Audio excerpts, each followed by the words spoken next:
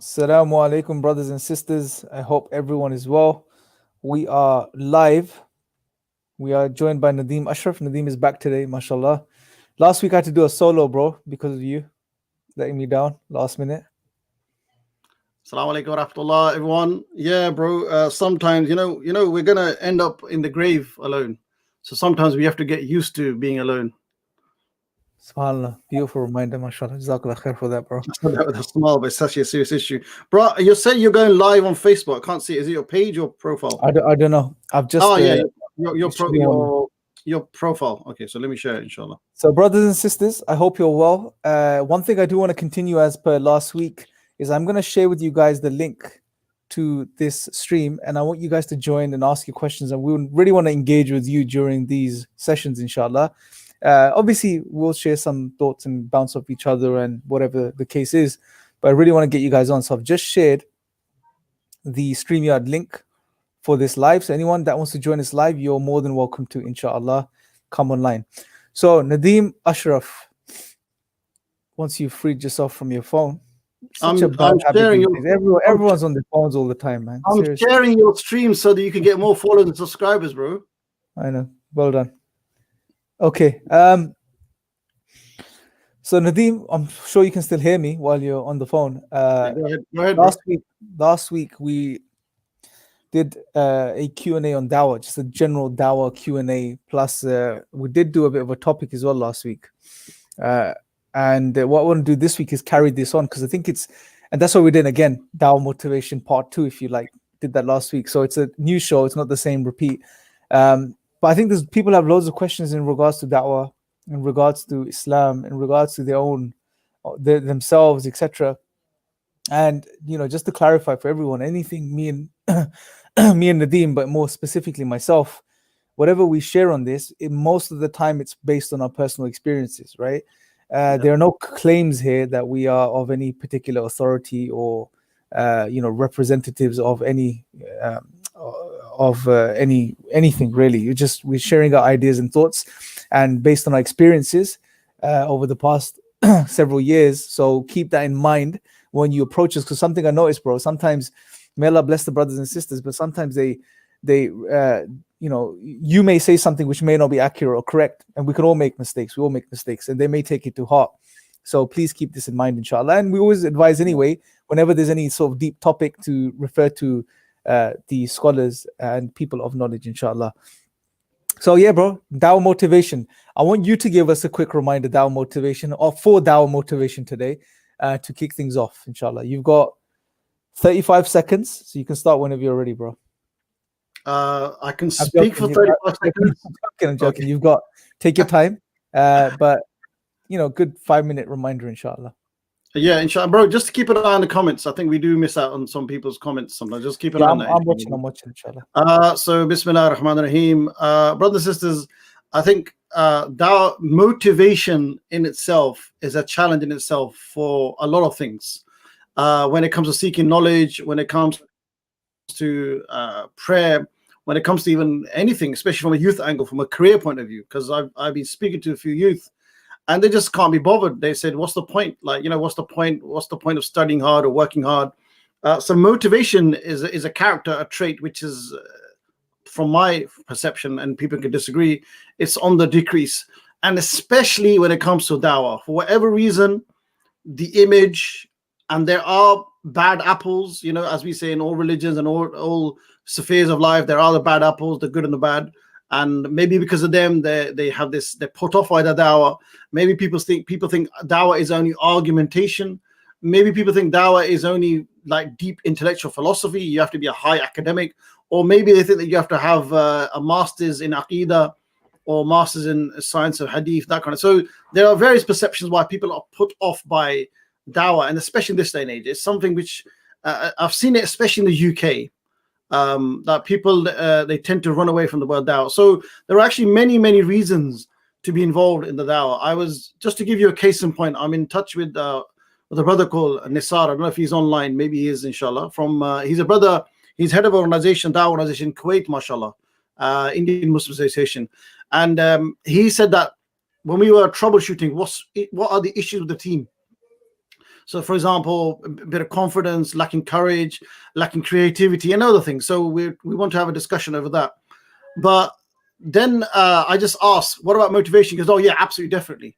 And what I notice is motivation is lacking in almost every Dawah organization, Dawah team.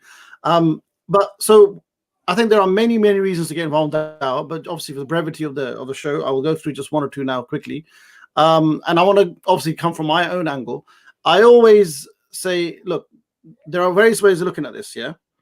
But one of the ways is, and again, this is personal, and I hope that personal style comes across, and maybe some people relate, is that look, we are Islam requires us to have the best of ibadah. We should go out of our way to worship Allah as the best we can, which means the extra sunans, the extra du'as, the extra recitation. This is what is required from us. But we're human beings. We're busy. We've got family. I've got 3 kids. Imran's got 2, right? Yeah, mashallah. So we've got kids, family, chores, a lot of things to do, job, work, and another kind of thing. We would like to do that, but even if we haven't got that, we're still lazy, right? So what I do is I try and make up for the lack of ibadah by doing get involved with as many dawah projects possible, because there is this principle that dawah is the most rewardable action in Islam. It is the most rewardable action in Islam. And of course, we can go through why, many reasons. There are hadiths for it. For example, the famous hadith of the red camels, and there's a hadith about if you were to guide someone, you get a share in the reward.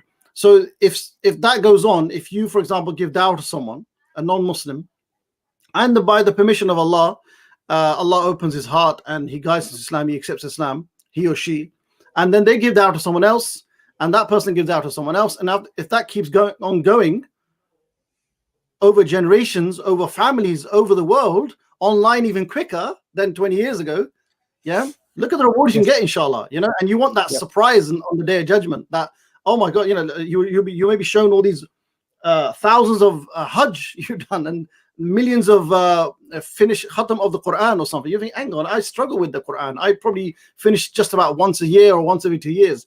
Where did this come from? It's because you'll be told this is the people who you gave dawah to, and the chain from then, mashallah. So so that's one reason, basically, that one basic reason we should be greedy for good deeds. Yeah. So this is what I do. This is from my angle, that I look at things on a very basic level. The effectiveness, the efficacy, the impact, the creativity, that comes later. Yeah. But mashallah, just a general principle on a very solo grassroots level, let's seek out the reward. We should be greedy for reward. We should be hungry for reward. Beautiful, Nadeem. But Muhammad Nadeem, just to top off what you're saying, is put a very beautiful comment. It says, convey from me, even if it's one ayah, as the Prophet ﷺ said. This is the best type of dawah. This the simple but yet intuitive and touching dawah is what connects with individuals. Beautiful point, Muhammad Nadeem. Why not join us, brother Muhammad Nadeem, on the live? Come online. It would be nice to put a voice and a face to the comments. Obviously, with COVID, we can only engage with each other over this digital medium at the moment. So it would be nice to be reassured that we're speaking to real people, because sometimes you just feel like it's just all text everywhere. So yeah, brothers and sisters, please do join us if you have questions. We have someone that's joining us now, inshallah. I'm going to add them in. And there's something I want to touch upon, which is really sort of gotten under my, how do I say this? It's triggered me a bit, but we'll address it in a second, inshallah. So we have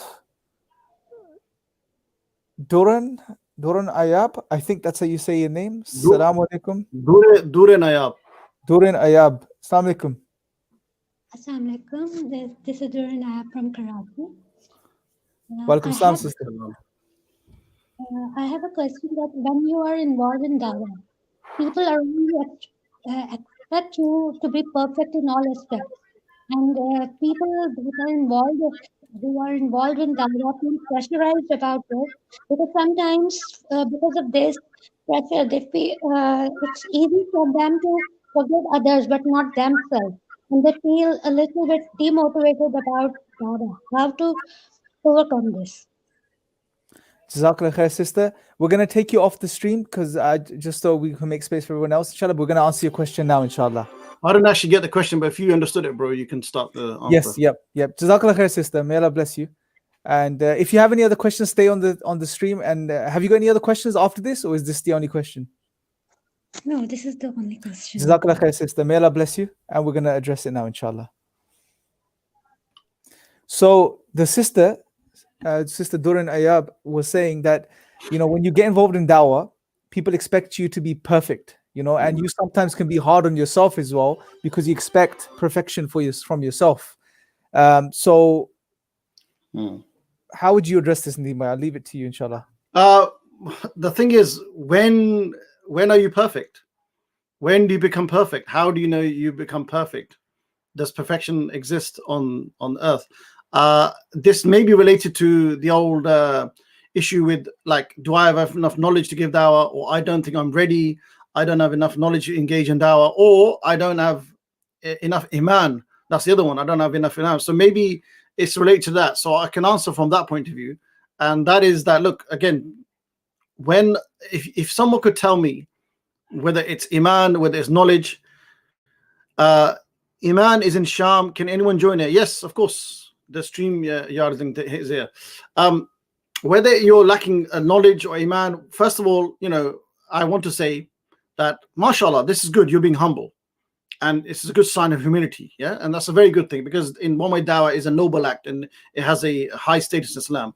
But the thing is, you have to ask yourself, can you say that, for example, in 2021, around September 2021, in around 3:05 p.m. in the afternoon, I'm now ready to give knowledge, to give dawah. I now have enough knowledge to give dawah. I now have enough iman. You can't say that because working on iman and working on knowledge should actually continue, and the struggle to seek knowledge should continue until the day you die. The giants of our ummah, Imam Shafi and other people, like for Imam Shafi, the famous scholar of Islam, the giant, the one of the most knowledgeable men in history, in civilization, he said, my knowledge is like a drop in the ocean. And that's him. So what about us? So the point is, you give that, you learn knowledge, you work on your iman, and you share that feeling. Whatever iman, whatever emotions, whatever things has made you strong or taqwa, you share that. Whatever you've learned, you share that. So dawah is, in a way, is like sharing knowledge. That's what it is. The knowledge that you do know. And one other thing is, I would say the more you're involved in the dawah, and when I say dawah, we mean all sorts of dawah, online, offline. When COVID eases, inshallah, someone like myself, others, they like street dawah, engaging with the public. You could do exhibitions, you could do stores at your university. There are many, many platforms, right? Whatever style of dawah, the more you do, the more you want to seek knowledge, the more it pushes you to seek knowledge. That's the good thing about the dawah, subhanAllah. Another motivation, motivation point. The more you engage in dawah, the more questions will come up, the more people will challenge you, and it will push you. Because otherwise, if we are left to go and study, we're very lazy again. We're just not that motivated. But dawah gives you that extra incentive to go and study. And dawah also, as another point, when we say dawah, we are talking about calling to Allah. Calling to Allah. Allah is one. Allah deserves worship. Allah deserves all glory. You're saying the word Allah on your mind. It's like one constant dhikr. It's one of the best forms of dhikr. You always mention Allah. And so many brothers, it's happened to so many brothers in Iran as well, that I've actually seen it in Pakistan, and once here, I think, but they talk about Allah, and then they have to they're talking to a youngster, and they said, hold on. Like they felt the impact of talking about Allah so much on their own iman, subhanAllah. I think I just got an iman boost. Like one brother goes, I think I just gave a lecture to myself, although he's giving dawah. So, that's what I would say about that, inshallah. Yeah, and just a general point, this thing about perfection. No one is perfect, right? Forget, I think sometimes we get really caught up with what people think about us and what people expect from us. Yeah. We've all experienced this. I've experienced this in my life too. As a Muslim, one of the things I try to keep in mind always now is that we are not accountable to any other human being except Allah subhanahu wa ta'ala, right? So people will always judge you, people will always expect things of you, people will always undermine you sometimes. Very few people, bro, are genuinely there to look out for you and genuinely there to give you honest, sincere advice and genuinely there to sort of uplift you. Keep in mind, we're accountable to Allah subhanahu wa ta'ala firstly, right? Now, when it comes to the da'wah, you don't have to be perfect. You can't be perfect. We're human beings at the end of the day. What's expected of you is excellence, right? Ihsan in the things that you do, not perfection. Yeah, so keep that in mind, and also realize that even us guys, no one's perfect, right? We have our own flaws, our own faults, the mistakes that we make. Sometimes for us, the da'wah is maybe that opportunity for us to do good, to counter some of the bad that's part of our lives, right? Yeah. So don't see it as I can only give da'wah when I'm perfect or my life is perfect. No, you should see it as I should be giving da'wah to the best of my ability whenever I can. And maybe this will be counted for me on the day of judgment as something good to counter some of the bad that I've done, right? And another thing, just one quick thing. Trust me, I've seen, and I'm not saying this is a general, not at all. Don't misconstrue what I'm saying here. But many times I've seen people with knowledge, yeah, brothers that have knowledge, maybe considered students of knowledge as well. And they, to be very frank, bro, their da'wah is terrible, right? Their da'wah is terrible.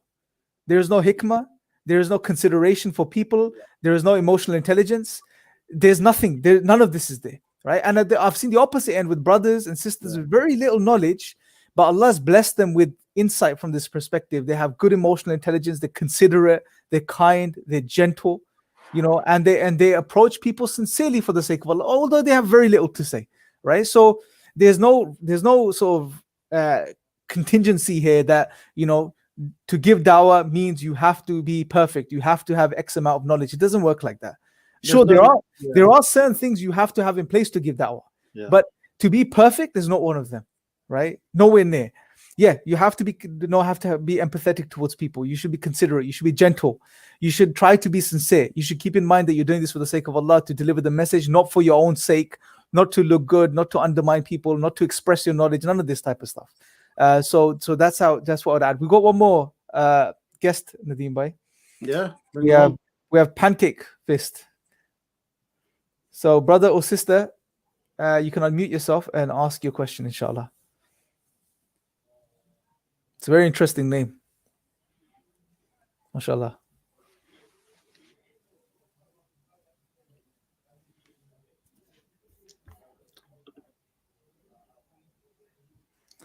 So Pancake Fist, if you can hear us, you can unmute yourself and you can speak, inshallah. We can't hear you at the moment. They're in the private chat, bro. Oh, okay. Let's see.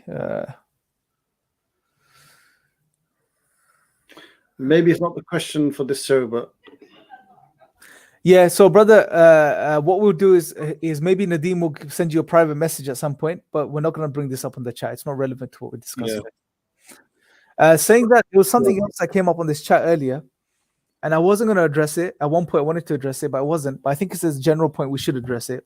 Sometimes, brothers and sisters, sometimes we fall into this thing where we get fixated on a particular thing, a particular shubahat, a particular doubt, a particular question that gets stuck in our minds, and we let it drive us crazy to the point where we want to do something absolutely, ridiculous, like end our lives or kill ourselves or fall into deep depression, leave Islam. What advice did you give to brothers and sisters that find themselves in such a position, that work themselves up into such a position? You're saying that they get fixated by one particular issue, and one issue which may not even really be an issue, and they let the doubts build and affect them to such a degree that it affects their whole life. Well, the thing is, look, from an Islamic thought point of view, from an Islamic theology point of view, we firmly believe, and we can prove, that Islam has that certainty that no other belief, no other religion, no other ideology has. It is so certain, it's rock solid certain. And anything else other than Islam, whether it's philosophy or other religions, you may get, I don't know, 80% of the answer, but because it is false, it's based on falsehood, there's always going to be questions, and it's going to be never-ending loop of questions. It's a bit like philosophy, isn't it? Like philosophy, you could argue it's there just to keep questioning everything, question, and then you question, okay, what's the point of it all? Is it just to question? Is it just entertainment? Is it just to pastime? Is it just to philosophy is a good tool. It needs to be properly used. I think a lot of people are using it in a very negative way, where it's just for the sake of argumentation. The upmanship. I've got the better comment. I won this argument online. I had the last laugh. I had the last line. So it's linked with sincerity as well, linked to philosophy. So I think, brothers and sisters, we shouldn't get fixated with that.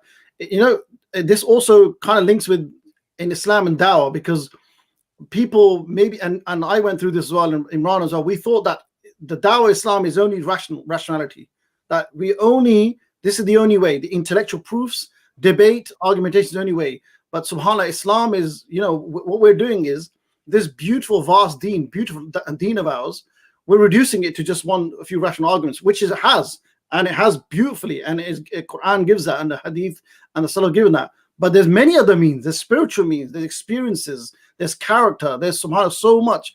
When you start looking into that, so the thing with these questions, they're never ending. You're gonna get crazy. You're gonna become like, I think, Imran, you went through something a few years ago where it was for you dealing with atheists all day long. It started affecting you because it's a very cold place, right? Because intellectual argument, and there's no emotions, there's no spirituality involved. So I don't know if that's so there's a general aspect to it where people have questions, and I've also mentioned this: don't always take your questions and call them doubts, because as soon as you label things, words are very powerful and they will have an impact on your mind as well. So you may have genuine questions that you have no answers to right now, but it's not necessarily a doubt. So don't just call it a doubt, because as soon as you call it a doubt, well, then you have a doubt and you believe that, right? So be very careful with labeling things. And secondly, Brother Muhammad Hadi pointed out, there's resources. Sapiens Institute is doing a 10-week series on no doubts. Check that out. That's very good. But then sometimes what I've noticed is some people can work themselves up so much. And this is the thing, what happens is if you get a question in your mind, you first call it a doubt, then you think about it, and then you spend hours thinking about it, and then it starts causing anxiety inside you, and then it leads to depression, and then you become erratic. It can mess with your mind too, and you let it do that because you give it power, you give it time, and it gets to the point where it becomes, oh my God, if I don't get the answer, life is over, everything is over. And I'm speaking to the brother right now who's mentioned this. I don't want to call him out by name, but look, if I'm, who you are and who I'm addressing right now. Don't work yourself up to that point, right? Just because you don't have an answer to a specific question, it doesn't mean your life is over or your deen is over or you're going to end your life. This is being silly with the whole thing. Relax, take a deep breath. We all have questions that we don't have answers to, every single one of us, right? I have many questions in regards to Islam, my daily practice of Islam, that I don't have answers to, right? So we all are on a journey, right? Don't just get influenced by certain individuals, certain atheists or apologists that are attacking Islam and the way they misconstrued certain things about Islam, and don't be influenced by that, and don't run with it. Islam has the answers. The scholars have dealt with all of these questions we're coming up with. Just seek the knowledge, seek the answers. And you may not find it with us here. We don't have the answers to certain deep questions, but you will find it. Go speak to a local imam, make that effort, instead of working yourself up in an isolated type of environment. So that's what I'd advise in regards to that. We have Nawal who's joined us. So Nawal, if you have any questions, please do feel free to ask, inshallah, now. Assalamu alaikum wa rahmatullahi wa barakatuh, brothers. Wa alaikum wa rahmatullahi wa barakatuh. So I just need a nasiha on dealing with atheists, because new da'i, and I'm mostly dealing with Christians and Muslims, but now I'm coming upon a lot of atheists. So this is very different for me and very new for me, as usually I have the common ground of belief in some god or gods. But with them, it's like the focus becomes convincing them of a creator, and that's where I need some assistance, inshallah. Jazakallah khair, sister. I'm just going to remove you from the stream and we're going to address your question. Jazakallah khair. It makes sense that an American answers this question, and we have an American to answer this question. Assalamu alaikum Wa alaikum salam. So I missed the question, man. So you could just summarize it, repeat. So the question is, is a new da'iyah sister who's giving da'wah now to people, and she deals with a lot of Christians. But with atheists, she's asking, well, it comes to when you deal with atheists, it starts with the question of God's existence. So how would you address that? Well, I mean, all right, so Bismillah ar-Rahman ar-Rahim. I wouldn't say that atheists are like a monolithic block, right? That you have atheists and there's like one way to deal with them. There are so many different factors that go into it. I mean, just when we teach about atheism, we say there's different types of atheists. You have positive atheists, you have, agnostics and extreme agnostics and so on and so forth. So really it would kind of depend on where they are, right? In terms of, what are the arguments they're putting forth? Why are they atheists? There's a lot of factors that go into it, right? And sometimes, I think a few minutes ago, Nadeem was mentioning that it's not only about the rational arguments. So we may think that, look, I can give you A, B, C rational arguments, right? So I could tell the sister, look at the argument from dependency and learn it. And then she could go to the person and give him the argument from dependency, and it's a solid argument.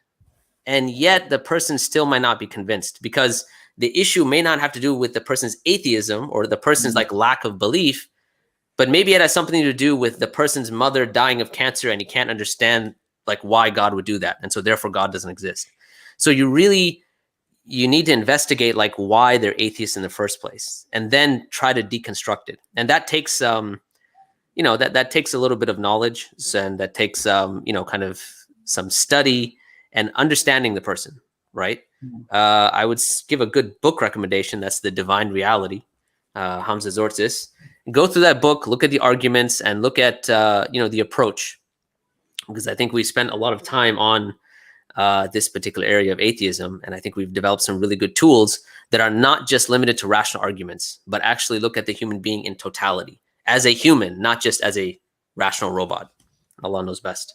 Jazakallah khair. Also, just to add, so if the sister's still watching, if you're looking for sort of a initial entry level into Dawah to atheists, and generally, there's a very, very good course Sheikh Abdul Rahim Green has just published on IRA now. We've launched, and it's on training.ira.org. So you can first, I would say, first point of call is go through that training. And then if you want more advanced stuff, Sapiens Institute is the place for you to go, inshallah. And if you want anything more advanced, then just contact Sheikh Fahad Tasleem. And he will give you the stuff that just boggles it.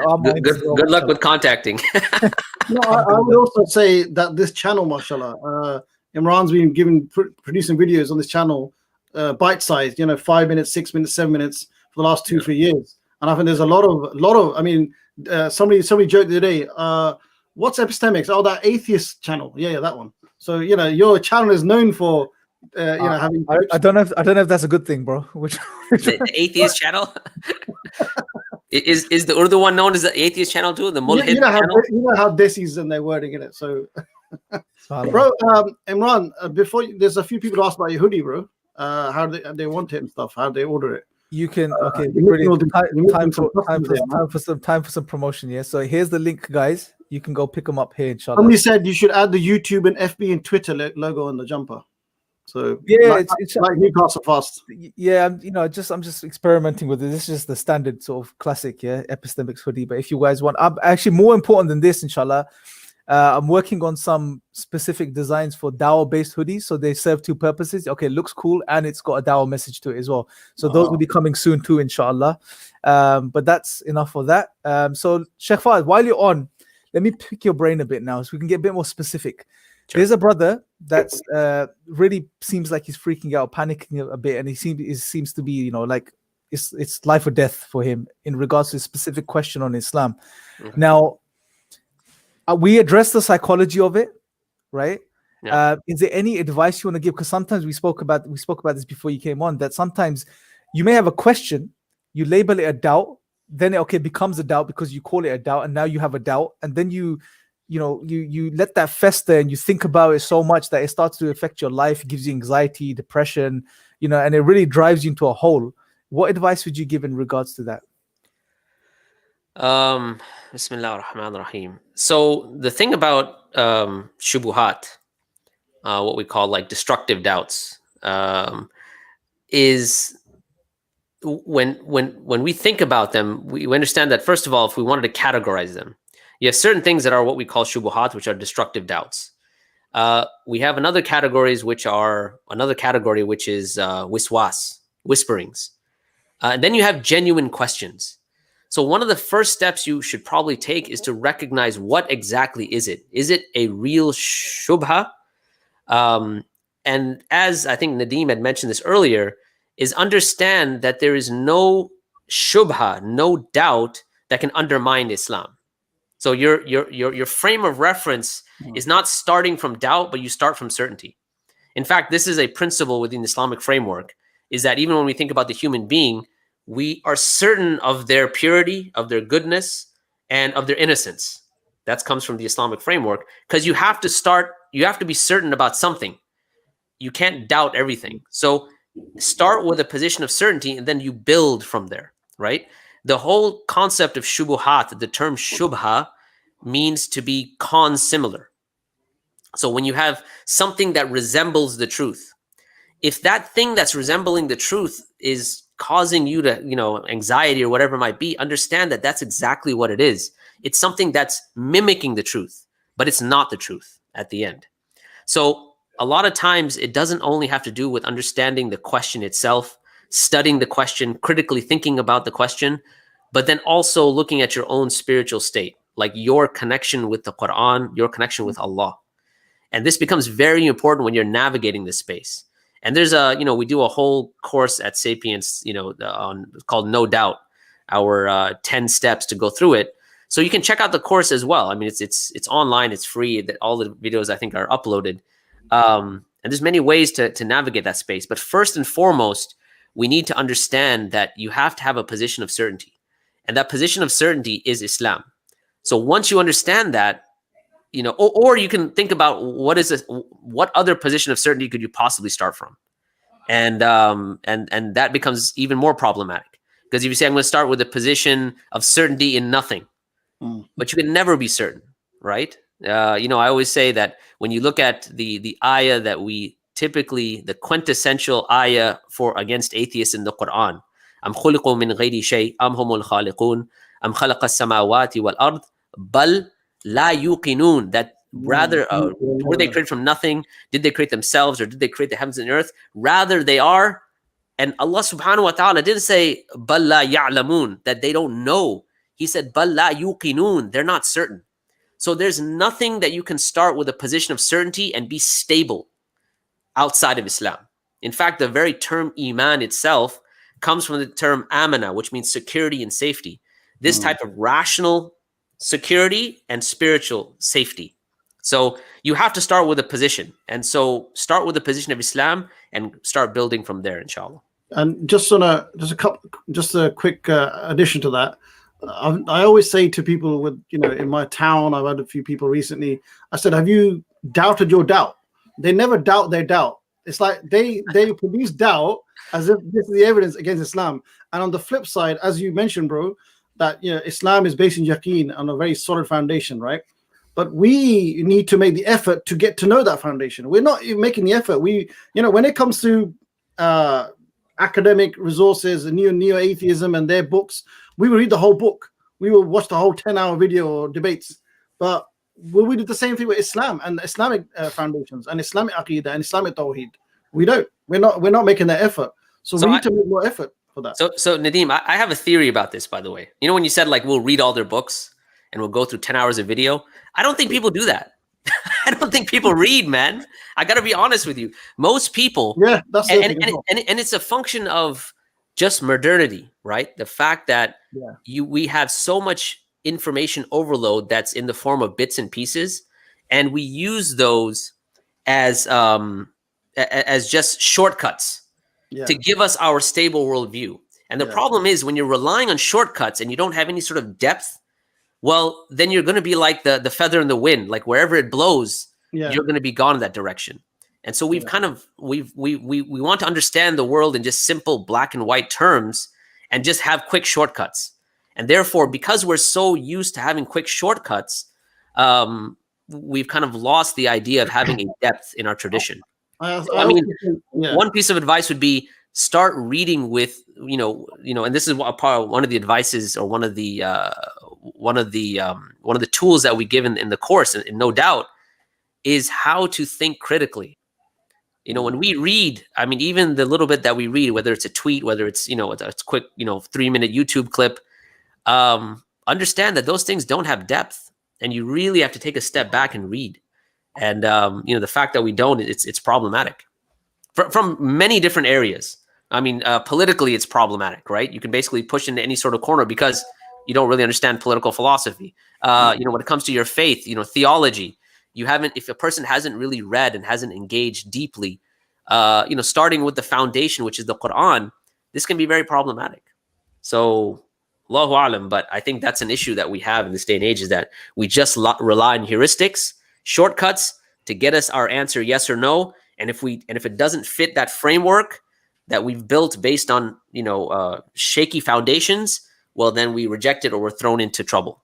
Yeah. So someone has a doubt, the age of Aisha. Oh man, it doesn't fit my moral framework, which I've built upon heuristics of black and white, yet we don't think about things critically. So Absolutely. Jazakallah khair, Sheikh Fahad. We have Ajdin who's joined us. So if you have a question, please feel free to ask now, inshallah.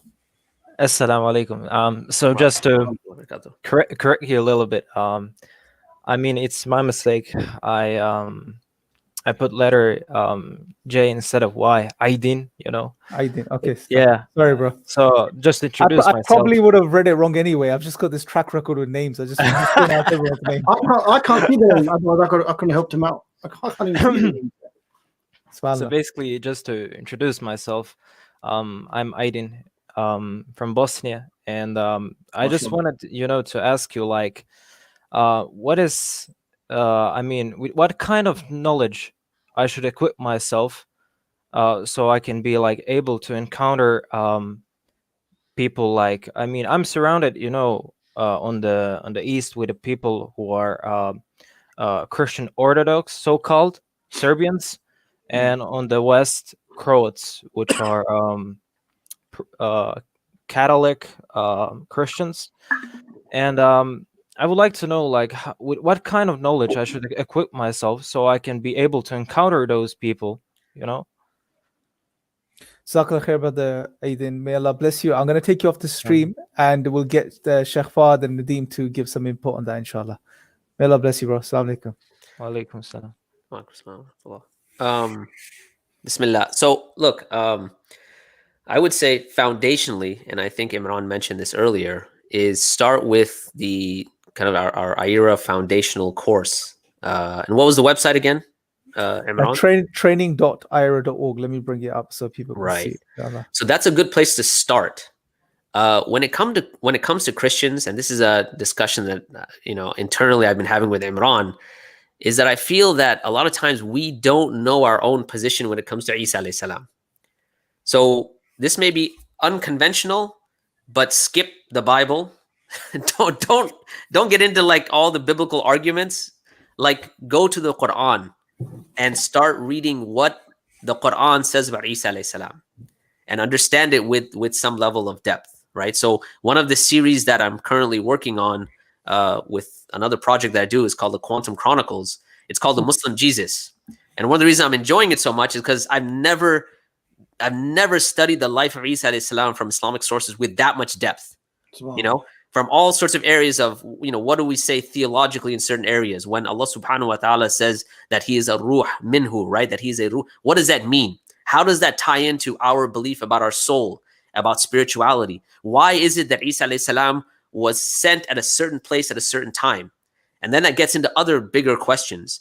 So what I'm saying is, one track you could take is say, let me go to the Bible, find mistakes in it, go and basically hit the person over the head with it. Don't do that. Come to the Quran, because the Quran, it's awla, it's better.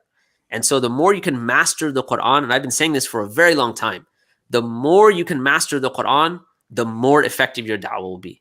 Because you're not just using a rational tool, now you're using a comprehensive, rational, emotional, spiritual, psychological tool that is better than anything you can do. So as a point of study, I would start studying Surah Maryam and the ayat in Surah Al Imran, which talk about the life of Isa alayhi salam and Maryam alayhi salam, and start to now dig into that. And as an extension, start looking also at the Sira of the Prophet ﷺ. How did the Prophet ﷺ deal with the Christians that he encountered? The Christians from Najran, for instance. There was a step-by-step process that he took. And how he dealt with the Christians was very different than how he dealt with the Jews. So one needs to understand that distinction, and you'll find some just gems in the Quran when it comes to certain things that they throw at you. I think I may have mentioned this before, that we were having a dialogue. I guess you guys call them debates in the UK, right? So it was an American version of a debate. So everyone was very civil. No one was yelling. And well, you lot are nicer. Americans are nicer. What? Of course. What do you mean, man? You lot are the loud ones. The only people that can out nice us are Canadians. Anyway. Or So we were in Pakistanis. this debate, and the guy asked, he was a Christian, and he said, we Christians are guaranteed paradise. Are you Muslims guaranteed paradise? Wow. And I've told this story before. And that morning, I was reading Surah Al-Baqarah. And Allah subhanahu wa ta'ala, there's an ayah in Surah Al-Baqarah where Allah subhanahu wa ta'ala says, وَإِن كَانَتْ لَكُمْ دَارُ الْآخِرَةِ, say that that if the home of the hereafter is with you, with Allah, for you exclusively, min dunin nas, exclusively for you, right? فَتَمَنَّأُ الْمَوْتِ, so hope and wish for death, in kuntum sadiqeen. So I said, look, man, if that's true and you are guaranteed paradise, why are you here? You got to deal with your marriage issues, flat tires, finances, debt, mortgages. I mean, if you're guaranteed paradise, khalas, right? فَتَمَنَّأُ الْمَوْتِ إِن كُنتُمْ صَادِقِينَ, go wish for death. And why are you? I'm not encouraging that. I'm not saying you should commit suicide, but I'm saying the logical conclusion to that is for you to kill yourself, basically, right? And I'm not encouraging that. But the point is that where did that come from? That came from the Quran itself. That this is something that the people will say, and there's a response that's coming from Allah subhanahu wa ta'ala. And Allah knows best. Just to add on to the brother who asked the question, Aideen, I'm not sure what Eastern European Christians are like. You mentioned Catholics on one side and Orthodox on the side. I'm not sure what they're like. But in the UK, obviously, most of Jehovah's Witnesses and Protestants, the interactions I've had with them is, we were grown up watching, Sheikh Ahmed Didat, Dr. Zakir Naik, all those amazing books, which had a place in its time. And, that's a different discussion. Give you confidence, fight back against the missionaries. It was needed at the time. But now, whenever I meet a Christian, especially in my local town and in London, and we went to Oxford as well, they come across as very charming, very nice, and very emotional, like very spiritual. They've hardly used any technical jargon or intellectual arguments to prove the Trinity or prove, Jesus Christ. Most is like what they do, and this is what I've encountered. They describe the story of crucifixion and the sacrifice and the forgiveness of sins in such a very emotional manner, very spiritual manner. And what we're doing is, but no, the Deuteronomy says this, and John. So it's like you're talking past each other. So what I've been doing a lot recently, and maybe this brother can do, is, as Sheikh Fahad advised, absolutely, the Quran, the more we need to study the Quran will give you the whole toolbox. But also tell people about Allah. Tell people about the concept of Allah in Islam. Maybe they'll like this, like, do people know that Allah is Al-Hudud, these names and attributes, subhanAllah. This is something that's missing. This is something missing amongst us guys. We see, Islam is do's and don'ts, haram, halal. And that's what. And by the way, just to increase the discussion, because I've had this in a few times in different groups. People think Islam is just do's and don'ts. If you go up to do a survey, that's what, because people. I don't know who did the marketing of Islam last 20, 30 few decades. But it's like, if you ask the average person Islam, it's not like, Islam makes you feel beautiful spiritually. The Islam is that sujood and a beautiful love story. No, it's can't eat pork, can't drink alcohol, can't this. And the Muslims adopted that as well. SubhanAllah, man. So the Christians think that Islam is very harsh, and that means their God is harsh. He's always just telling them off and the punishment.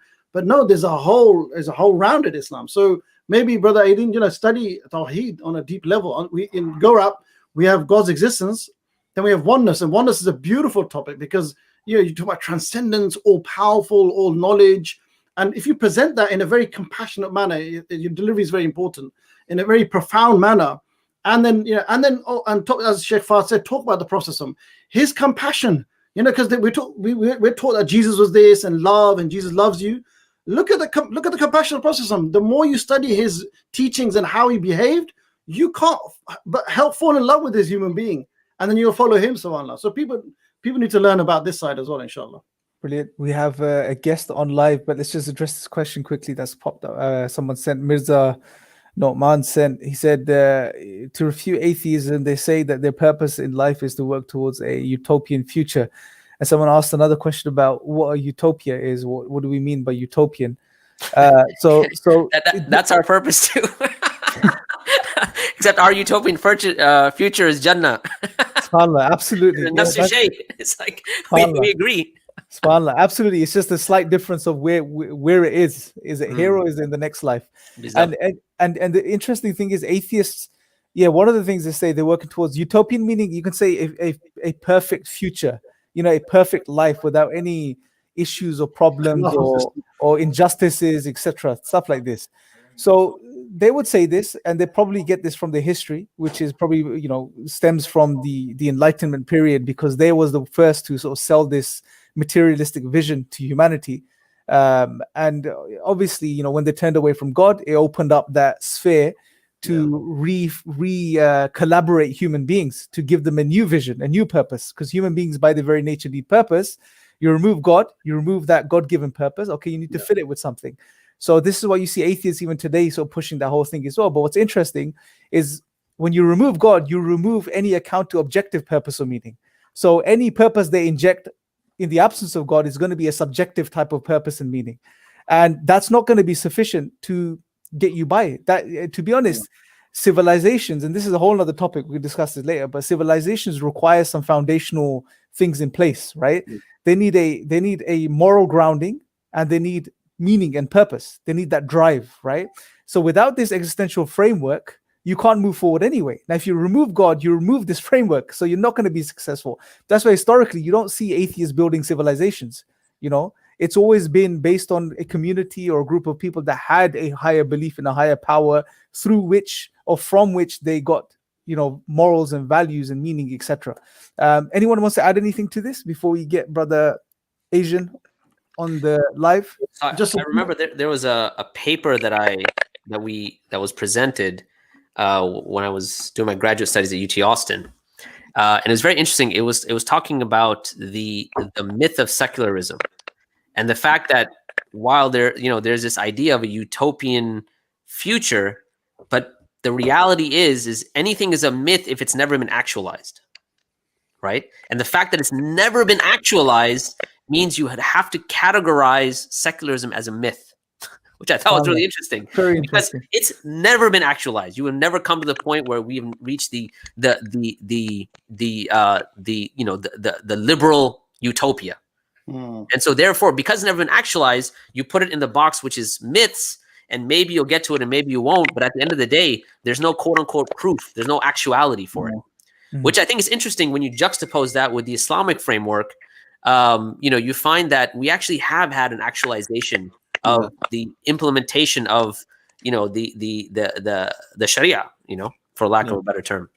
Hence you have the postmodernist movement now, because they're seeing the failure of modernism to an extent, and this promise which wasn't lived up to.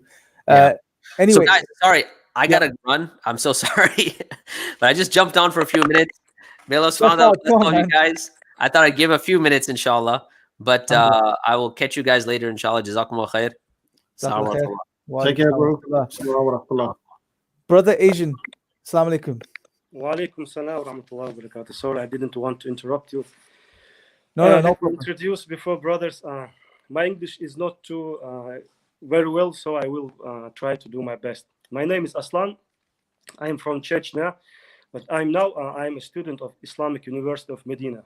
At the moment, I'm finishing my two years Arabic language course, and in September, inshallah, with the help of Allah, I should start my studies in faculty of Sharia. My question is, it's a long time I have been following brothers making da'wah in Speaker Corner and Imran Hussein, Muhammad Hijab, other brothers, and following and watching you and listening you, I feel that because my aim and my goal in my life is to join in da'wah in future, and to dedicate my life for da'wah with calling non-Muslims to Islam. And I feel following you that only Islamic studies, it's not enough. So to engage with non-Muslims, atheists, and other people, you need other knowledge. My question is, it's more than question. It is I need advice from you, because you have experience. You are engaged in da'wah. Which field of science should I study to be able to be more efficient in my da'wah with non-Muslims. Because with which field of science should I start with? Of philosophy of moral, philosophy of comparative religion, or other things, because I don't know with what to start with, and I need your advice in this. Brother Asian, may Allah bless you, bro. That's actually a brilliant question, bro. Look, you've started off with the right field of study, which is the deen, right? That's the most important foundation. Because unfortunately, what ends up happening, and what's happened with most of us in the dawah over the past decade, is we went the other direction. So we started off with the other sciences, and then we started to study the deen, which was problematic in and of itself, because you can run into many pitfalls if your foundations and your grounding isn't right. Alhamdulillah, you've taken the right route, right? Mashallah. So that's a good start. But what I would say is you're absolutely right. You have to now supplement that, especially from a dawah perspective, because you have to remember we live in a certain world with a certain context, and the dawah has to be fluid from that perspective, obviously within the framework. So the areas of study that I would say, bro, from my personal experience that you should look into, a really good book is Divine Reality by Hamza Zurtziz in regards to atheism and argumentation and philosophy. Brilliant book, right? The book. I'm waiting this book. Mashallah, read that book, right? That will give you everything you need to know about atheism. I would say it'll give you 95% of what you need to know for the dawah, right? Okay. The only other 5% I would say is really look into history, right? But not ancient history necessarily, but the history of the modern world over the past 200-300 years. Okay. Really study that. Really study. So look into sociology, right? Look at how the world works and look at how we've ended up in the world that we've ended up in today, right? So, because you have to remember the environment we're living in, the mindsets of people, their beliefs, their ideas, all of them, they don't emerge in a vacuum. They don't just pop up one generation or one decade. It has a history. So if we can figure out how we got to this point, we could sort of work backwards and see, okay, what can we now give these people to help them find a better position, which is Islam, which is the perfect position, right? And when you study the history, you will also see, bro, okay, here are the positives, right, that we gained from this movement, such as when you study the Enlightenment, you see, okay, fine, there was progress made from a worldly perspective, okay, progress made as far as medicine, science, etc. Alhamdulillah, that was good. But where did they go wrong? They went wrong because they turned away from God. So they lost their foundations. They lost their moral foundations. They lost their existential foundations. And that means what? We've seen the negative effects of that as well, which is they went to excesses in the materialistic outlook. And that meant what? That meant, look, we're destroying our planet now, right? This whole capitalist system. We're with so much money on the planet, bro. But what you see is that most of it's being shared by a very small group of people. Right? First time in history, we're seeing people, dying from obesity and dying from starvation at the same time. It's crazy, right? So really study the history of the world and to see where it's going. And that will give you a really nice rounded understanding, inshallah. I don't know if Nadeem wants to add anything, bro. Just one, what you gave is really amazing advice and some tools. But what I would also advise, Akhi, is because mashallah, you said you're studying at Medina, mashallah, Allahumma, and you're going to inshallah become a talib ilm and maybe a scholar as well, inshallah. May Allah make it easy for you and keep you sincere and accept your effort. What we need is people in your position is to interact with the people more, because what I've noticed, and this is just from I used to live in Islamabad, we have many ulama, many scholars there in Islamabad, Lahore, all over Pakistan. And they've been studying for a long time, 8 years, maybe more, masters, PhD. What tends to happen is they've been studying. It's like information has been coming, like books. But there's, because of lack of interaction with the youth and the wider society who are in the malls or in materialism and dunya, the scholars have almost forgot how to interact with them. So when they do answer their question, it's very either sweeping or there's a lack of empathy there. So what you need, inshallah, is develop that empathy now, because what happens when you get knowledge, you just want to, all that information, you just want to let it all out. But what you understand, as a human being, psychology, there's communication, there's different hearts, there's different listening skills. So I think you should interact with people, start interacting with people more online, of course, if possible, through various forums, and then wherever you get face to face, because face to face interaction, when you're in front of a human being, you'll understand what he needs, as we said to earlier. And then the more you talk to, the more you discuss with them, you understand, okay, maybe I should now focus on this area or that area. So it's not always intellectual argument. It's just human compassion, human interaction, rapport building techniques. I feel that's very vital, because if you want them to listen to Islam, if you want to teach them Islam, you have to prepare the heart and mind first. And before preparing the heart and mind first, you need to get to know them. You need to have skills of getting to know, rapport building, empathy, not otherizing them. So these are the kind of skills I think would be helpful. Barakallah Brother Asian, before you go, if you go to the private message on the chat, I've given my email. Email me, bro. We'll catch up, inshallah. Inshallah. Thank you very much. Jazakallah khair, bro. Wa alaikum assalam wa rahmatullahi wa barakatuh. Take care, akhi. Okay, Nadeem bhai. You've missed a lot of comments and questions on the chat, bro. Yeah, I'm just gonna flick through them. If you've noticed anything, let me know and we'll bring it up. There was a few, bro. Okay, so Alicia is asking. My question is that if I have to meet a person whose beliefs are based on liberalism, and she is going back in her life, so what's the advice or what the precise conversation that I should do? So she's speaking to someone from a liberal background, and what was the next part of the question? So I don't understand it, to be honest. I picked it up. Sister Alicia, if you can maybe repeat that. But yeah, if I have to meet a person whose beliefs are based on liberalism and she's going back in her life, so what's the advice? Okay, I get how to engage with someone who believes in liberalism, I suppose, just to give a generic thing. Okay, good. So, again, let's take just a general understanding of what someone that believes in liberalism may adopt as an outlook, yeah, which would be, they think it will be a type of hedonistic approach to life, meaning they will believe they can do whatever they want. There's no limitations as long as they don't step on top of the rights of anyone else. They're free to do whatever they want, however they want. Okay. Yeah. Now, what does this promote? This promotes a type of self-deification and self-reliance. Okay. Now, what are the problems that can result from such an outlook, based on human nature, right? One thing that emerges is that someone that takes such an outlook, they would eventually become bored, right? And this is something that happens in the West as well, especially when people get to their 30s and 40s. They realize that all of the things that they did and enjoyed in their 20s are just not appealing anymore. They're just boring, right? They're not finding that lasting tranquility and satisfaction, although they can do whatever they want. So here is a beautiful angle you can take and highlight to them that, look, you were created to worship Allah. You were created to worship your creator, but you're worshiping other things besides Allah. Hence, you're not finding that satisfaction and true peace. So the thing that you're looking for, you're only going to find in your creator. That's one angle. The other angle you could take is this idea of freedom. Yeah. No, this is a false notion. No one is free. No human being is free.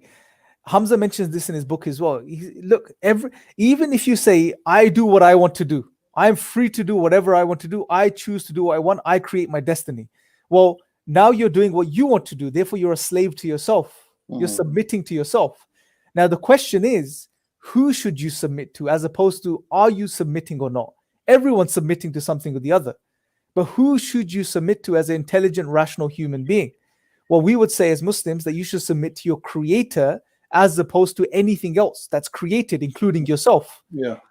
And this is a beautiful thing here, because now this gives you a paradigm shift, which is, if you truly want to be free from a worldly material perspective, the only way to do this is to submit to Allah subhanahu wa ta'ala. When you submit to Allah, then you're free from everything else. But if you submit to anything else, well, you're submitting to something lowly, right? Something insignificant. And you're not doing justice to yourself as a human being. So those are the two angles I would take someone from a liberal type of background. Alhamdulillah. Do you want to add anything, bro, to that? No, I think you covered it well, mashallah. There are other questions. Let's have a look. By the way, our topic was Dawah Motivation, but it's just become general, hasn't it? Dawah Q&A. There was a part of the show anyway, inshallah. Yeah. So if there's no any questions, and while people come on, if anyone wants to come on, I'll share the link again. Let me put it up again. So why don't you continue, bro? With your earlier reminder, when it comes to motivation, let me ask you, what is that one thing that specifically has motivated you, bro? Because you're one of the, mashallah, let me just put it this way, without not trying to blow your trumpet or anything, yeah? There's very few people that have made it to the 60s and 70s. I'm joking. I turned 44 the other day, bro. MashaAllah. May Allah subhanahu wa ta'ala allow you to live to your 80s with health and strength, and you be out there giving dawah even at that age, inshallah. But I mean, there's very few people that start off in their 20s and 30s in the dawah, but that make it to their 30s and 40s. They continue in the dawah. People get busy, people leave, life happens. What kept you going all these years, bro? Very simply, bro. Very simply. Every time, and look, my first dawah stall was in 1994. And I have to say this, I'm going to be honest. We're going on this honest flex. Is that I think if I look back, I was involved in dawah before I fully became practicing. So my salah was not in order. I wasn't really seeking knowledge. I wasn't involved in major haram, but I was involved in dawah before fully become practicing. And here's an example of what I said before, that the more you involve in dawah, the more it affects you, right? It affects your heart. It gives you an imam boost. It makes you strong as a Muslim. But since 94, that doesn't mean I've been involved in dawah all the way. It's been on and off, right? Some years. And I've noticed when I reflect back since the mid-90s, that when I'm away from dawah projects, remember the dawah there's many ways of getting involved in dawah, right? It's a huge field. Every time I'm away, I lose barakah in life. Like I don't feel the barakah, I don't feel the blessings, stress increases, there's issues that are like crazy. But every time I enter back in the field and the arena of dawah, subhanAllah, Allah protects you and helps you in all situations. You know, as we know from Surah Talaq, which is a famous ayah, that Allah will open doors for you. Allah will provide means from which you cannot imagine, subhanAllah. And that I've experienced that, other brothers experienced that. So every time I'm involved in dawah, and look, and just as I'm sharing this as an example, because a lot of people come up with excuses very quickly.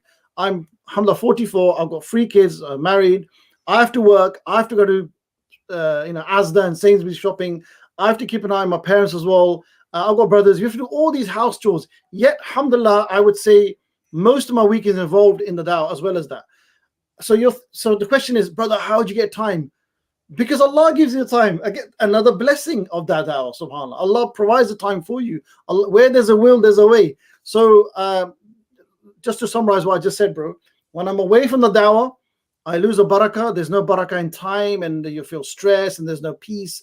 But when I'm involved in the dawah, there's peace, there's barakah. Life is good, alhamdulillah. So, mashallah. Brother Muhammad Hadib has joined us. Is this the Muhammad Hadib, mashallah, or is this another brother? No, it is, mashallah. I just wanted to say assalamu alaikum.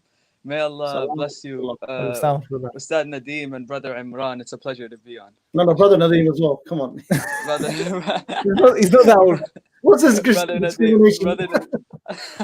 For age-wise, Muhammad Hadib, bro, mashallah, I want, before you go, bro, I want to ask you something. Mashallah, you are, subhanAllah, very active on the comments and, with suggesting links and everything, mashallah. YouTube surfer. And you know what, bro, I'll be, again, not blowing your trumpet, but mashallah, one thing I've noticed about your comments, they're very productive and they're very well thought out. Give some advice, bro, to the brothers and sisters, because look, this is a means of giving dawah as well, on the comment section, engaging.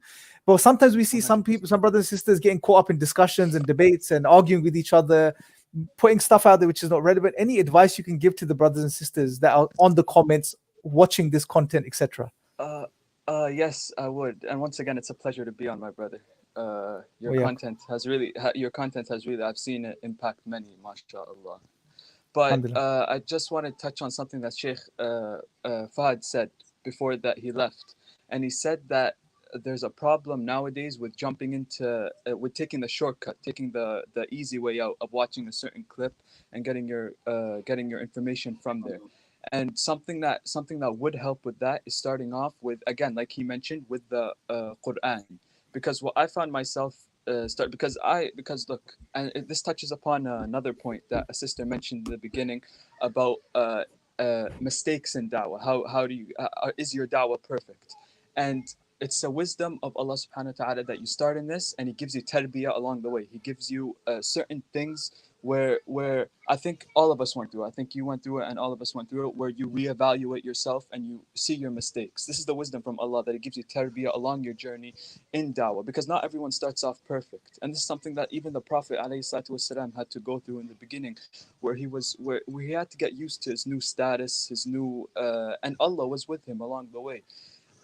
So it's the most important thing is to start off with the Quran to get a clear understanding of the Quran, because when I went through this, and it was really hard in the beginning, trying to take the shortcut way out of watching a certain lecture and thinking that you understood everything that has to be understood about a certain topic.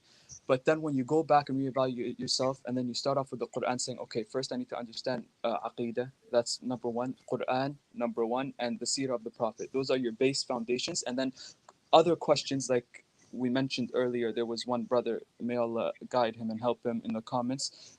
Those questions won't matter anymore once you taste the fruit of Islam from the Quran, from the Seerah, from Aqidah. So in the Quran, when I went back, you find all these arguments that are underused, simple arguments that can relate to people, that can relate to individuals. For example, like in chapter 59, I think, when Allah subhanahu wa ta'ala says, أم خلقوا من غير شيء أم هم الخالقون أم خلقوا السماوات والأرض بل لا يوقنون, the famous ayah which we recite, where they created by nothing, or were they themselves the creators of themselves, or did they create the heavens and the earth? Rather, they are not certain. Or another ayah in the Quran where Allah says, فَمَنْ أَعْرَضَ عَنْ ذِكْرِي فَإِنَّ لَهُ مَعِيشَةً ضَنْكًا, whoever turns away from my remembrance, for them is a depressed life. This, you touch upon nihilism from here, you touch upon like a form of the kalam argument in another ayah which can relate to individuals.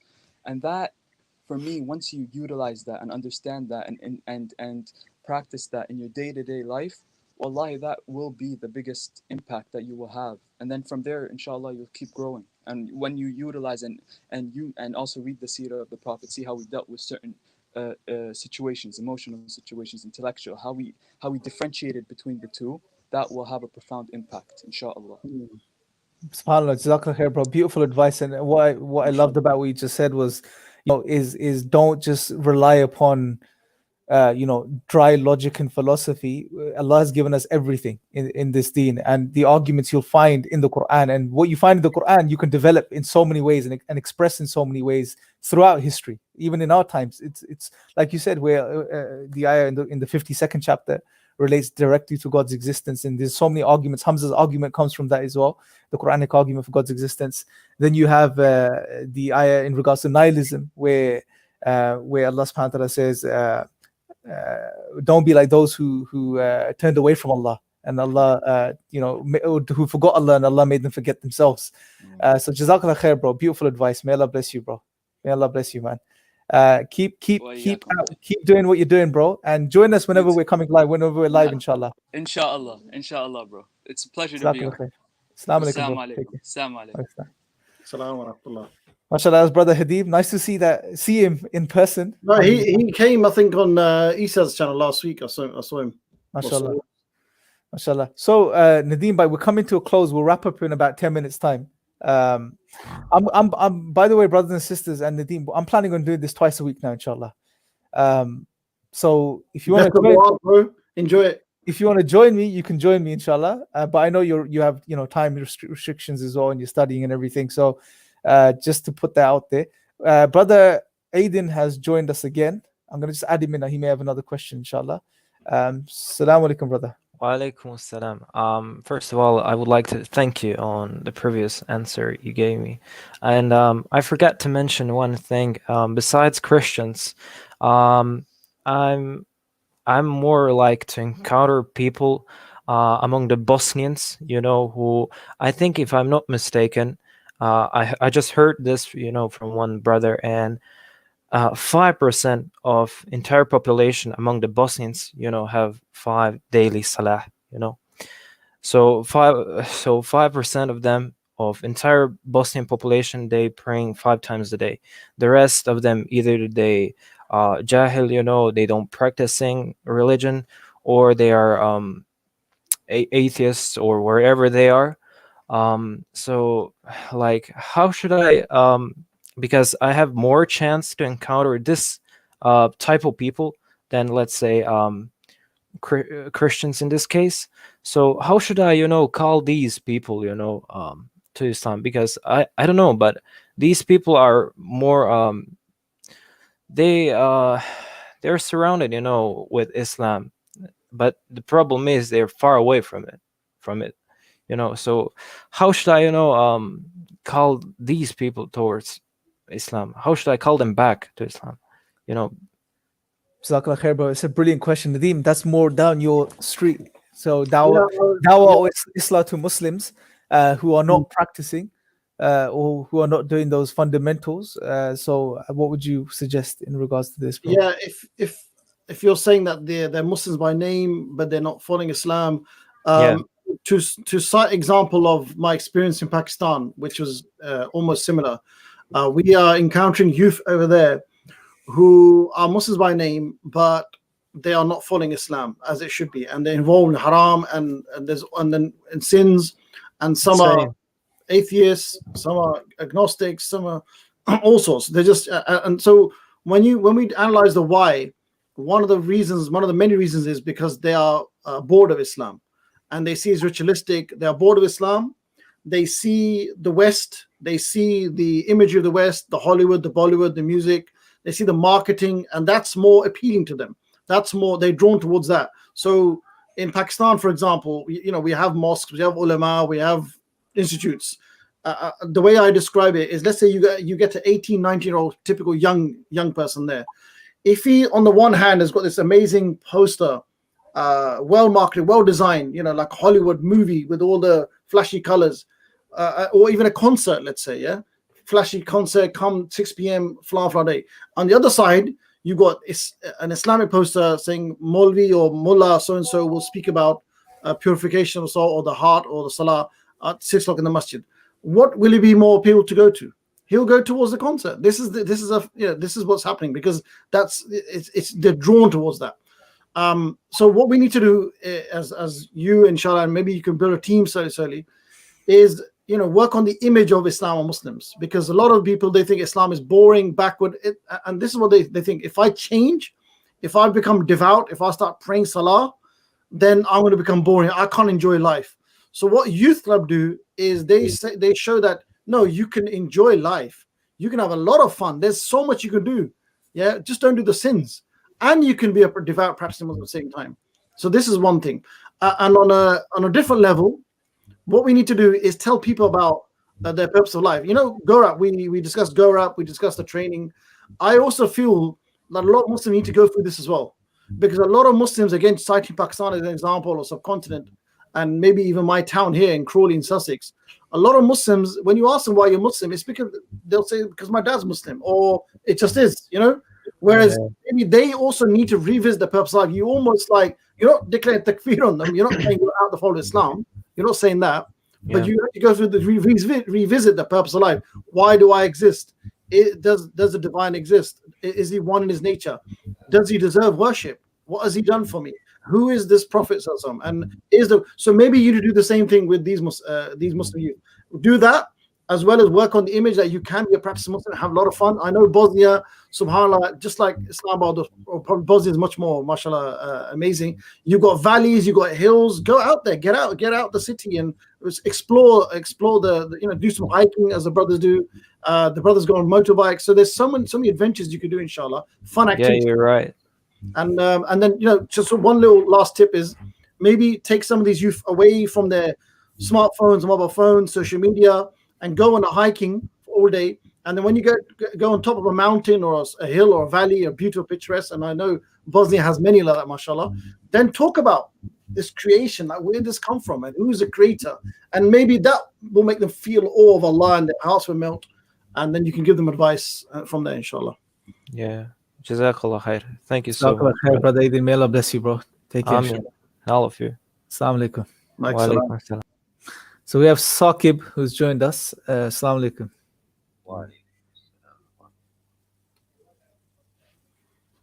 Brother Saqib, can you? I'm not sure if we can hear you. If you have a question, Hello. please ask. Yes, we Hello. can hear you. Assalamu alaikum. Wa alaikum assalam. Okay, how are you, brothers? Brother Nadeem, brother Imran. Very good, brother. Jazakallah khair. How are you? MashaAllah, alhamdulillah, I'm fine. I just wanted to thank you for all the work you're doing, mashallah. And yeah, I would, second Muhammad Hadith on what he said, that, you should do the simple things. People, they don't, so most of the people, like, they don't go so deep into philosophy and these things. Like, they just want a simple answer, a simple way. And that's the Quranic way also. It gives you simple answers, but then if you want to go to deep things, there are people for that. Like, I think Zaris is just general people, who are not so knowledgeable and, who are not scholars. We just need to talk about simple things. What do you say, brothers? Absolutely, brother Saqib. You're absolutely right. It's this is one of the issues we see in the dawah, is where brothers and sisters initially get involved, and they make the mistakes that we made when we started, which is that they jump straight into the deep end and start talking about things which are beyond them. And they really, especially the times that we live in, they really get into the whole philosophy side of things and debating and all of this type of stuff. And there's specialist people to do this, So it's about starting with the basics, sticking to what Allah's given you is the best form of da'wah. The Quran is da'wah. That was the da'wah of the Prophet ﷺ. That's what he used to convey his message. So stick to that, and and reflect upon the ayat of the Quran, because when you do that, there will be things that come to your mind and ideas that you can then develop from there, which you can share with people. So it's a case of going back to the basics and always taking a Quran based approach to your da'wah. Inshallah. Jazakallah khair, brother Saqib. May Allah bless you, bro. Assalamu alaikum. Wa alaikum salam. So we have a question here, Nadeem bhai. We'll take this as the last question, inshallah. Psycho Doctor says, Brother Imran, how do we deal with mental health in Islam with illnesses like OCD, misophonia, and autism? Because it makes things like praying difficult. This is any thoughts, Nadeem bhai? Well, look, we're not obviously psychologists, and we're not going to offer any professional counseling. And for that, you can ask the professionals. If, for example, just a little plug-in, Youth Club, the organization I'm affiliated, we have a department called You Matter, where they're professional psychologists who are practicing Islam, and they offer amazing advice, free sessions. So you can contact them. You can maybe message Imran, and I can give the link to you. But what I would say is, this is where things, we need to work. I know this may seem like a cliche, but I do recall a speaker talking about this, and it's something I've advised as well, is we just need to work at the purification of our soul. Because, we're living in an age where we want constant distractions, we want constant entertainment, instant entertainment. Everything's rushing, everything's go. But we just need to calm down and relax a bit. We need to really take it easy, all of us, right? The Western media, the social media is teaching you to just be, always on edge and panicky and stressed with all the way the way their life has been, the way the society has been structured. So we need to just work on our purification of our soul.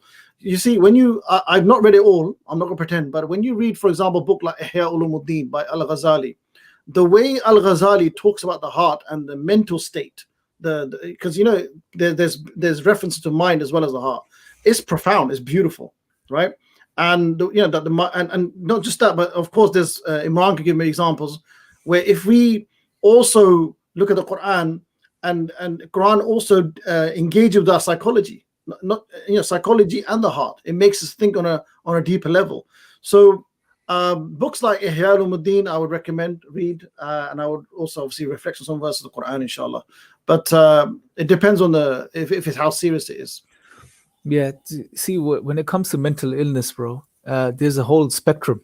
Yeah. Right. So technically, you can argue almost everyone at some point in their life have experienced a type of mental illness. Maybe it could be in the form of anxiety, prolonged anxiety, depression, suicidal thoughts. So there's a spectrum, right? There are those type of mental illnesses which affect the individual. And may not necessarily, they affect the quality of his life, but they may not have necessarily a physical dimension to them.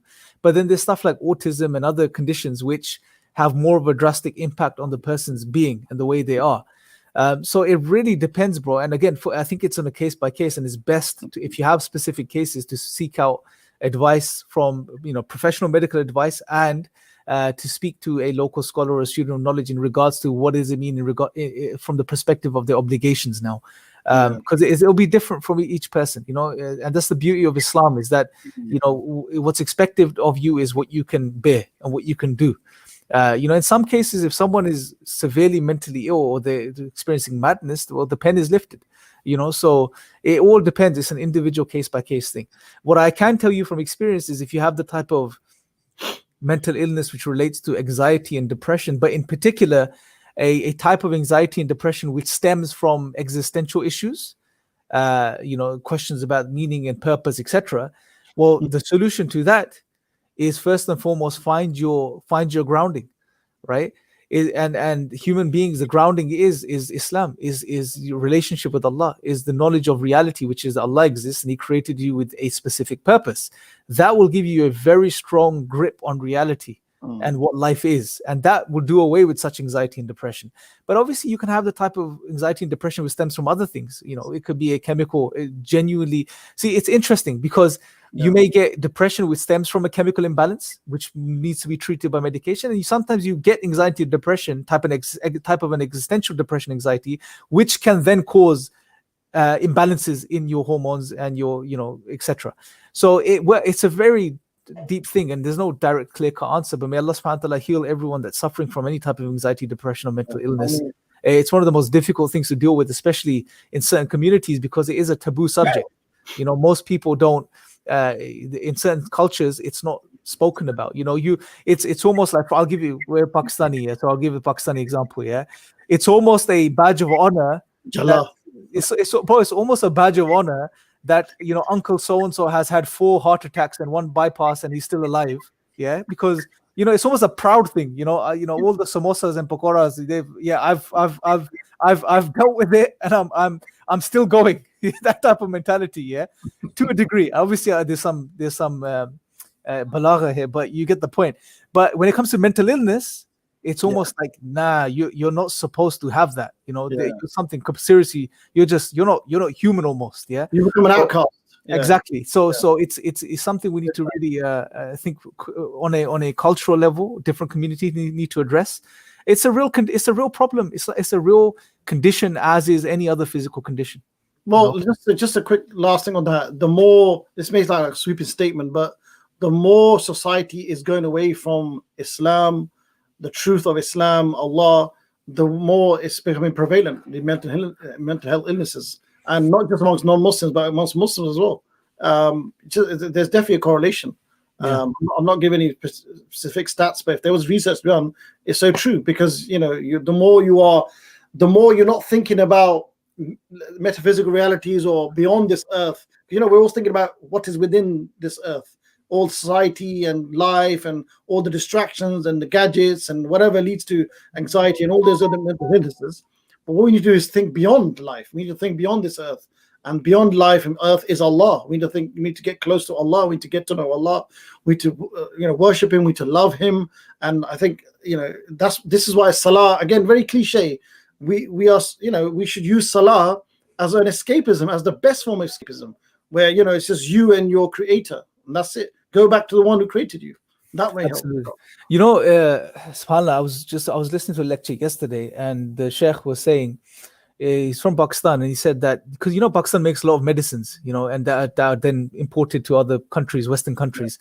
And he was saying that he came across a rep from a particular company who told him that they make this one medicine for depression, and in that particular year, God knows how many millions of dollars or pounds worth of that particular medicine was sold in the West, in particular Europe and UK and America and places like this.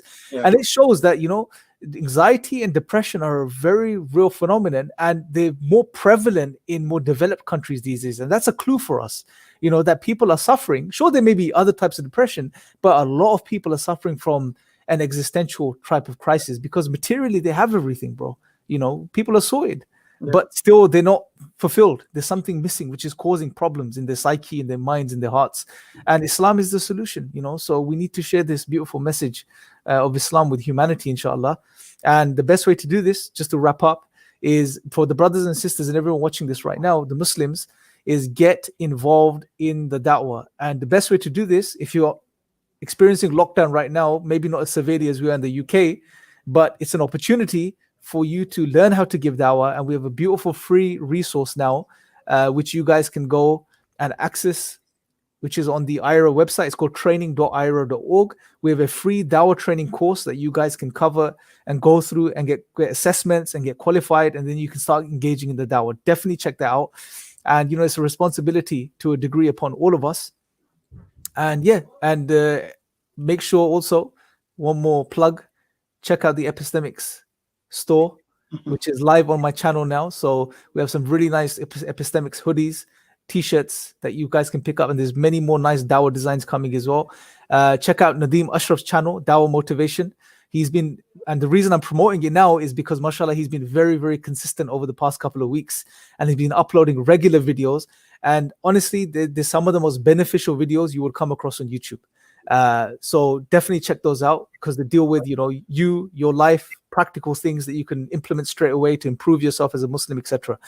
So definitely check that out. And for non-Muslims that watch this, one last thing, non-Muslims that watch this that are interested in Islam, go to our website. It's called onereason.org, and you guys can find out a lot more information there. Any last words, Nadeem, before we shut the show down for today? Or the live? No, just that whoever's on here now, mashallah, take action now, get involved in the dawah, because a lot of us we start procrastinating, we start getting distracted. So make whatever time it is, start getting involved now. If it's training, if it's and just to my channel is more, so you could say our era is more mashallah concepts, and it goes through some of the theology and the tools of the dawah, the thought and those kind of topics, whereas Dawah Motivation is actually practical now, how to do dawah in the office, in your city. Like the brother asked about Bosnia, this is where there's blogs on there, on the channel there's videos and there's blogs which will give you some ideas of how to start this dawah, how to start the conversation, and how to be confident, and all these are the practical styles, inshallah. One last thing, just someone's mentioned we do need a moderator. I've got the licensed version, or the paid version of StreamYard, so I think I can add a moderator in now. So I've just asked Muhammad Hadib if you can help us moderate. So he said yes, alhamdulillah, so you can do it. So Muhammad Hadib, I'm gonna send you my on the private chat, I'm gonna send you my phone number. Just drop me a message on WhatsApp, and I will send you the link next week so you can join us when we start the show, inshallah. It's every Tuesdays, inshallah. Jazakallah khair, brothers and sisters. May Allah subhanahu wa ta'ala bless you all, and we will catch up with you next week. Assalamu alaikum. Assalamu wa rahmatullah.